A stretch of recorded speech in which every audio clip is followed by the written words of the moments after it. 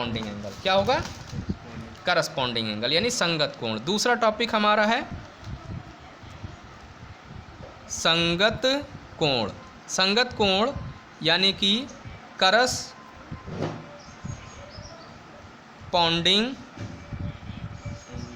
Angle. ये corresponding angle क्या होता है? जैसे हम अल्टरनेट एंगल की बात कर चुके हैं, करस्पॉन्डिंग एंगल की भी जब बात करेंगे तो सबसे पहले हमने देखा कि दो हमने जो है लाइनें यहाँ पर खींची हैं और इन दोनों लाइनों के नाम हमने दिए एल और एल एम, एक दूसरे के पैरेलल हैं। ठीक है, एक हमने क्रॉस लाइन यहाँ खींची है यानी तिर्यक रेखा खींची है, इसका हमने नाम दिया एन। क्या नाम दिया? एन नाम दिया, है ना। अब यहाँ फिर से वही 8 कोण बनेंगे। एंगल 1 2 3 4 5 6 7 8 बन गए। अब यहाँ क्या होता है? यहाँ ये होता है कि एक्सटीरियर एंगल का जो जोड़ीदार होगा, जो पेयर होगा, वो इंटीरियर बनेगा। यानी इसका जोड़ीदार ये बना, यानी 1 का जोड़ीदार कौन बना? 5 बना। इंटीरियर का जोड़ीदार 8 बना, 2 का जोड़ीदार 6 बना और 3 का जोड़ीदार 7 बना। तो यहाँ पर 2 पॉइंट हम सबसे पहले ध्यान देकर आपको लिखाने की कोशिश करेंगे। पहला पॉइंट ये है कि संगत कोणों के युग्मक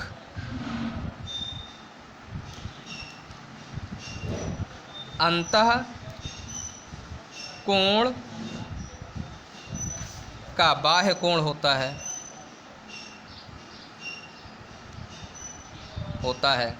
यानी कि जोड़ीदार अगर हम पेयर की बात करें तो एक अंतः कोण है, दूसरा बाह्य कोण है। एक बात और ध्यान रखिए, एक्सटीरियर होता है तो एक इंटीरियर होता है ना। इसी प्रकार से दूसरा है युग्मक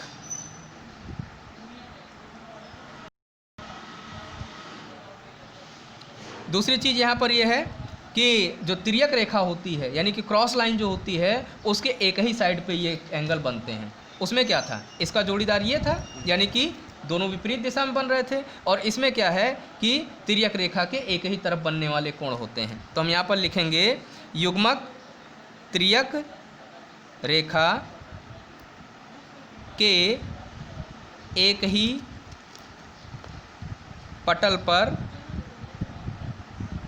बनते हैं।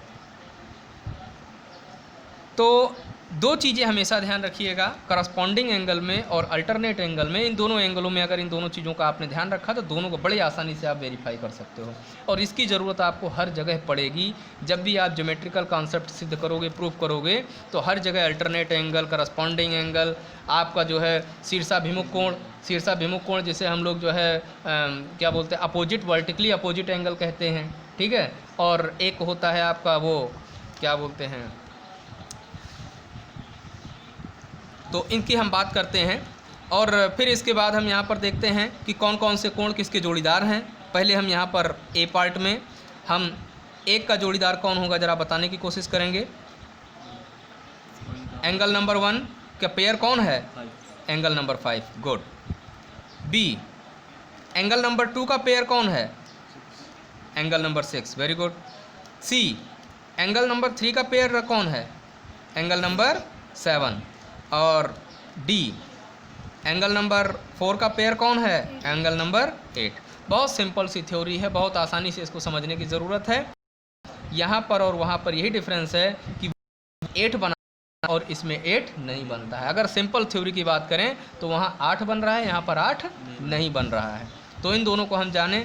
एक छोटी सी बात और भी है कि अगर 2 लाइनें एक दूसरे को क्रॉस करती हैं तो इसी चीज़ में हम आपको बता दे रहे हैं वर्टिकली अपोजिट एंगल यानी शीर्षाभिमुख कोण के बारे में।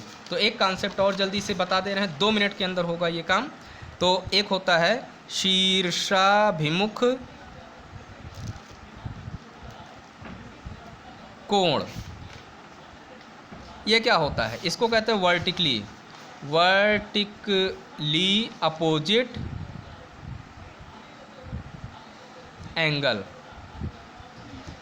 इसका मतलब होता है वर्टिकली अपोजिट एंगल। और इसको कैसे कहते हैं? जब दो लाइनें एक दूसरे को इंटरसेक्ट करती हैं, जब दो लाइनें एक दूसरे को कहीं से क्रॉस करती हैं तो इनके आमने सामने के जो कोण बनते हैं, जैसे यहाँ 4 कोण बने, एक ये बना number 1, angle number 2, angle number 3 और एंगल नंबर 4, है ना।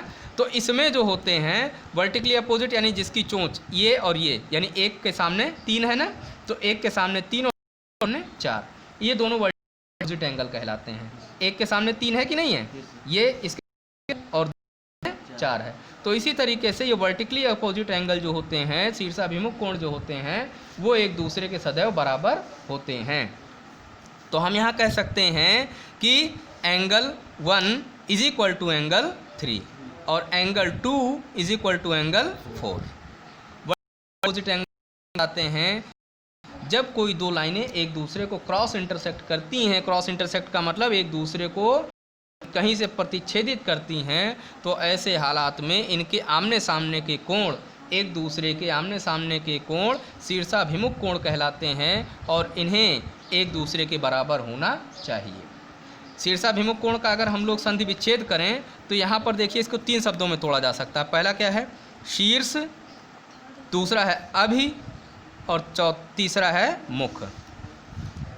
शीर्ष अभिमुख का मतलब जिसके एक दूसरे सामने हो, मुख एक दूसरे के सामने हो, मतलब एक, इसका मतलब शीर्ष, ये एक दूसरे के सामने होते हैं, वो शीर्षाभिमुख कोण कहलाते हैं। ठीक है, तो इस तरीके से ये सारी बातें हुई। अभी एक और है जिसको हम लोग बात करेंगे अगले टर्म में।